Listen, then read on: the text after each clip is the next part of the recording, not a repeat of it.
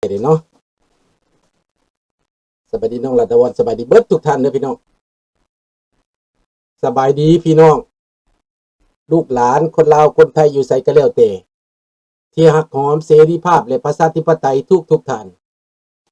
ยินดีต้อนรับทุกท่านเข้าสู่รายการเสียงประชาชนลาว Voice of the Lao People Welcome to everyone Bienvenue à toutes et à tous สวัสดีครับสบายดี Good morning Bonjour ห้องเพลงชาติไปเลยเนาะศาสตร์ลาวตั้งแต่เดิมมาขึ้นชื่อลือซาอยู่ในอาซีศาสตร์ลาวผูกพันไมตรีความสามัคคีฮักห้อมกันหักศาสตร์หักปฏิเทาหักเจ้าปกเกตเกษาความมักความศาสนาแต่บูหันมาฮักษาดินแดนบ่ให้สัตว์ใดมาล้วนหาวีรบกวนญาติแย่งสิ่งเอาให้ขึ้นเขามาดูวุ่นวายสุจนตัวตายต้านทานศัตรูสวยเสื้อจูเลือดเนื้อเสื้อเผาพื้นผู้กูเอาบรรเทาถูกกัน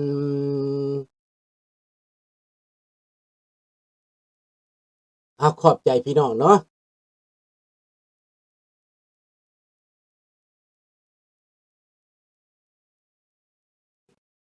มื้อนี้หลายคนก็ข่าวเรื่องหมอแคนเนาะข้าพเจ้าก็เคยเห็นหมอแคนนี่ดอกเราเว้านั่นเว้านี่แล้วก็ว่าเขาสิจับข่อยไปเลยเด้อเขาสินั่นเขาไปเลยเด้อเราเคยเว้ามาตลอดเนาะข้าพเจ้าก็บ่ได้ไปใส่ใจปานใดว่าสัตว์ไปเห็นอยู่แต่มาบัดนี้ได้ยินข่าวหนาหูกันเบิดบ้านเบิดเมืองว่าบ่าวหมอแคนหายไปผู้ใดก็บอกว่าบ่าวหมอแคนหายไปว่ารัฐบาลนี้เอาให้หายตัวไปอุ้มหายตัวไปพี่น้องมันก็มี2กรณี1กรณีที่1พี่น้องบ่าวหมอแคนฮู้ว่าบ่ปลอดภัยคงจะหนีไปประเทศไทยคงจะไปลี้ภัยกรณีที่1เนาะกรณีที่2แม่นเจ้าหน้าที่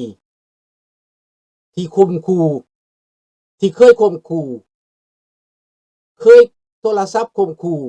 บ่าวหมอแคนว่าสิอุ้มหายน่ะนะก็สิเป็นแนวนั้น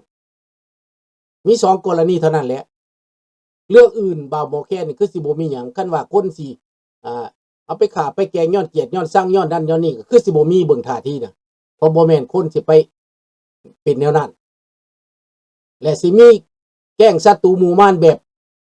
ส่วนตัวเรื่องทรัพย์สินส่วนตัวนี่บ่มีอีกมันมีตั้งแต่ว่ารัฐบาลบ่พอใจในการข่าวเอาข่าวแล้วเอาข่าวมาเว้านั่นนี่นะและพวกรัฐบาลลาวนี่ก็เคยเฮ็ดให้คนหายตัวไปนี่สมัยพวกข้าพเจ้านี่ก็หายไปน้ำของนี่เป็นหลายแสนคนว่าซั่นไปมันเอาไปฆ่าในป่าในดงนั่นน่ะนับแสนคนตายหลายกว่าระเบิดที่อเมริกาทิ่มใส่พี่น้องอเมริกาทิ่มใส่นั่นนะตายแต่แก้วกับตายแต่พวกทหารปฏิวัติมันนั่นแหละประมาณนั้นแต่ว่าตายที่มันตายเงียบนี่นะตายแบบมันเอาไปฆ่าเงียบนี่นะบักทองรุ่นนั่นแม่นระเบิดหน้าป่านได้พี่น้องบักทองรุ่นบักสอนไส้บักคำไตบักไก่สอนพวกนี่แม่นระเบิดระเบิดหัวคิดระเบิดแนวจิตใจของอำมหิตของมันเป็นฆาตกรมันโหดเหี้ยมกว่าระเบิดหน้าป่านพี่น้องมันเอาคนไปฆ่าไปแกล้งผู้ใดมันบ่มักผู้ใดมีความรู้กว่ามันผู้ใดมีความเก่งกว่ามันผู้ใดคิดบ่คือมันฆ่าทิ่มเบิดแล้วมันมาห้องว่า50 ปีแล้วมันยังห้องว่าระเบิดสิแตกใส่มันอยู่ได้สาธุนี่แม่เนาะให้มันแตกใส่หัวบักทองรุ่นน่ะนะมื้อใดเนาะมันสิแตกใส่เนาะเป็นหยังพี่น้องมันหากินน้ำว่าระเบิดเก่า50 ปีแล้วมันสิแตกได้ไดมันนั่นแหละเอาไปทิ่มใส่เพื่อให้ลูกให้หลานตายแล้วมันก็ขอเงิน มันวางแผนเอาระเบิดไปห่างใส่ไปปะไว้ให้ประชาชนไปต้องระเบิดนั้นมัน50 ปีมาแล้วพี่น้องบ่แม่นว่าเฮาสิบ่รู้จักระเบิด50 ปีผ่านมาแล้ว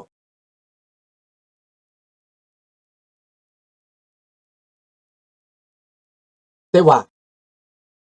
มันหากินน้ำระเบิดพวกนี้นะก็เอาว่าสิหมดเรื่องไปมาเข็นระเบิดแตกใส่คนเพื่อมันสิเอาไปรายงานดิมันเอาระเบิดใหม่ไปผสมกับระเบิดเก่าเพื่อเด็กน้อยไปลิ้นและแตกใส่เด็กน้อยแล้วก็ขอเงินช่วยเหลือจากต่างประเทศอันนี้เป็นหน้ากินของมันบักทองรุ่นนั่นเป็นวิชาหากินของมันเพื่อให้สรรพสัตว์นั้นจ่ายเงินให้มันตลอดเดี๋ยวนี้มันเข้าตาคิวแล้วเดี๋ยวนี้นะเป็นอะไรเพราะว่าสรรพสัตว์ประกาศว่าประเทศเราหลุดพ้นความทุกข์ยากแล้วเป็นยังสรรพสัตว์จะเป็นอย่างนั้นกระสมน้ำหน้าสรรพสัตว์อีกอเมริกาบ่จ่ายเงินให้อิตาถ้ำเราตัดงบประมาณเราบ่ให้งบประมาณเราตัดงบประมาณย้อนหยังพอสรรพสัตว์บ่เฮ็ดเวียกไปสนับสนุนแต่พวกเผด็จการไปสนับสนุนแต่พวกคอมมิวนิสต์สรรพสัตว์อเมริกาเขาบ่มักคอมมิวนิสต์เขาบ่มักเผด็จการคอมมิวนิสต์เขาเห็นความขี้ห้ายของมันเขาตัดงบประมาณแต่ก่อนเขาให้30 ล้าน30,000 ล้านไหน24,000 ล้านอเมริกาจ่ายทุกปียังให้โดเนชั่นเพิ่มอีกแต่ละประเทศอเมริกาเอาให้ไหนฟังเด้อฟังหูพวกเจ้าฟังเด้อสรรพชาติได้เงินจากอเมริกา24,000 ล้านดอลลาร์แต่ละปีนะเป็นงบประมาณเป็นบัดเจ็ตประชาชนอเมริกาต้องเก็บภาษีให้สรรพชาติแต่ละปีแล้วสรรพชาติเอาเงินนั้นไปใช้กับไผเอาเงินไปให้พวกฮามาสเอาเงินไปให้พวกคอมมิวนิสต์เอาไปให้พวกเผด็จการให้มีแห้งนั่งอยู่ในโต๊ะในต่างฆ่าประชาชนตัวเองนี่เรื่องของมันตอนนี้อิตาโดโดทำเรารู้จักพ่อใหญ่ทำเรารู้จักความลับของพวกนี้เราตัดงบประมาณพวกมันดิ้นตายสรรพชาติบ่มีเงินบัดนี้คันบ่มีเงินก็ต้องออกอุบายว่าสิตัดการช่วยเหลือจากประเทศใดนี้รวมอยู่ในนั้นมีทางลาวสบายดีอามิกุลาวนี่เขาก็ไปบอกว่าเพื่อสิบ่ให้เงินเจ้าก็แปลว่าเจ้าเดี๋ยวนี้เจ้ากุ้มตัวเองแล้ววิตทุกข์วิตยากแล้วเด้อเจ้าบ่ต้องเอาการช่วยเหลือน้ำข่อยเองข่อยบ่มีชั่วแล้วข่อยบ่มีงบประมาณมาเพิ่มอเมริกาบ่ให้เงินเขาก็อยากเว้าจังซั่นแหละคือเลยประกาศว่าลาวนี่พ้นทุกข์พ้นยากแล้วสบายดีซิโนวิตทุกข์วิตยากแล้วบ่ได้เงินงบประมาณบาทนี้ดิ้นตายบักทองรุ่นดิ้นตายเลยเอาคาถาเก่ามาเล่าอ่ะเดี๋ยวนี้ระเบิดแตกใส่ประชาชนทุกปีจะลืมความเครียดแค้นบ่ได้จะทำใจบ่ได้เพราะว่าต้องตายน้ำระเบิดทุกปีว่าซั่นและเท่าทองลุ้นได้ยึดอำนาจและหักหลังหมู่แล้วทรยศแล้วกินน้ำสาบานวัดองค์ตื้อและว่าจะอยู่สร้างแปลงประเทศบ้านเมืองนำกันจะปกครองแบบเท่าเทียมกัน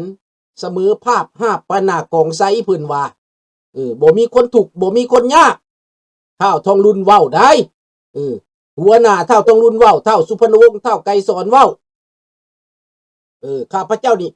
จำได้ดีเพราะข้าพเจ้าอายุ22 ปีแล้วตอนนั้นจำได้แม่นๆเลยทุกคำเว้าจะบ่มีเจ้าจะบ่มีนายมีแต่คันเทิงฟังเอาเด้อพี่น้องเด้อฟังเอาเด้อแล้วพนักงานทหารนี่ก็บ่ต้องเอาเงินเดือนเอาแต่เงินอัตรากินให้อัตรากินประจำวันประจำมื้อจำเดือนพอ อัตรากินเพิ่นนั่นอัตรากินเพิ่นเบิกปองปลาน่ะนะเดือนละเทื่อปองหนึ่งน้ำตาล1 กิโลเงินเดือน30กีบเพิ่นให้อัตรากินของเจ้าเข้ามื้อละกาเพิ่นให้กาตักกินน้ำเพิ่นน่ะนะอันละเป็นอัตรากินของเพิ่นนั่นแล้วเพิ่นก็หาจับเอาผู้ใดมีความรู้จับเอาไปฆ่าไปแกงเบิดเรื่องบ่าวหมอแคนนี่ก็สิบ่ต่างหยังกันดอกคันบ่พอใจมันก็สิจับไปฆ่าแบบนี้แหละคือไก่ในโลกนี่แหละมันบ่พอใจตัวใดมันบ่มักตัวใดมันก็จับไปฆ่าไปแกงกิน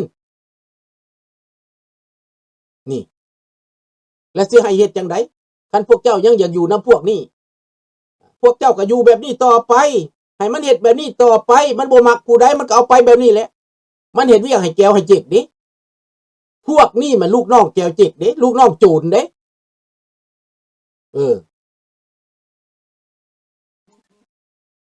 พระเจ้ามักมันหลายเด้ดีใจนำมันหลายเด้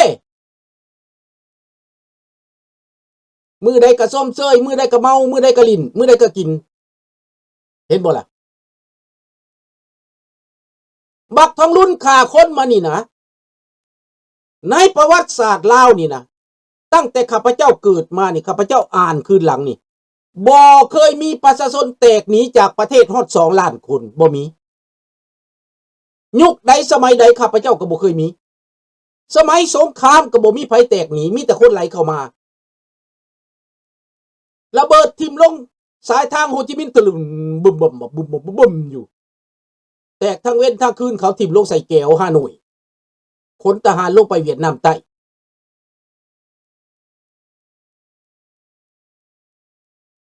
ก็บ่เห็นประชาชนลาวโตนหนี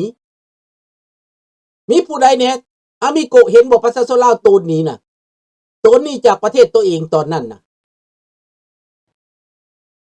น้องธนพรเคยมีประวัติศาสตร์คนลาวโตนหนีจากประเทศในแต่ก่อนบ่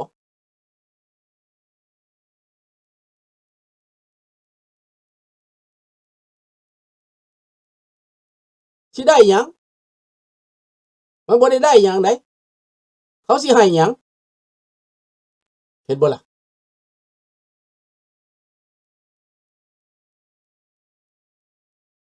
ดังนั้นพี่น้องแต่ก่อนนั้น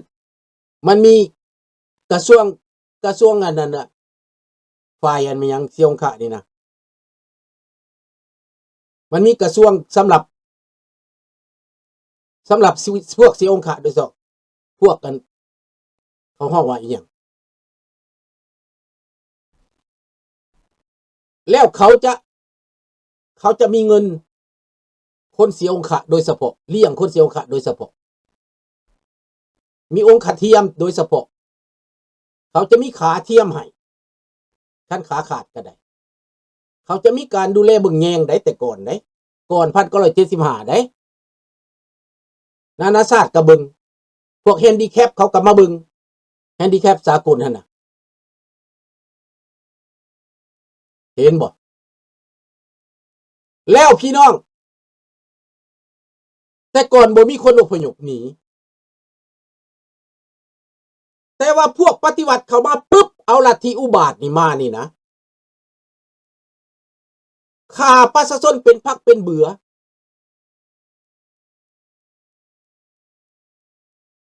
บังคับหาเรื่องใส่ความกล่าวหาเท็จใส่คนสงสัยคนข้าพเจ้าผู้มีความรู้ความรักกว่าพวกมันนี่นะเว้าภาษากะปินเว้าแก้วกะปินเว้าฝรั่งกะปินเว้าอังกฤษกะปินสื่อสารได้ว่าซั่นไปเว้าไทยกะปินกลายเป็นปฏิการได้ระวั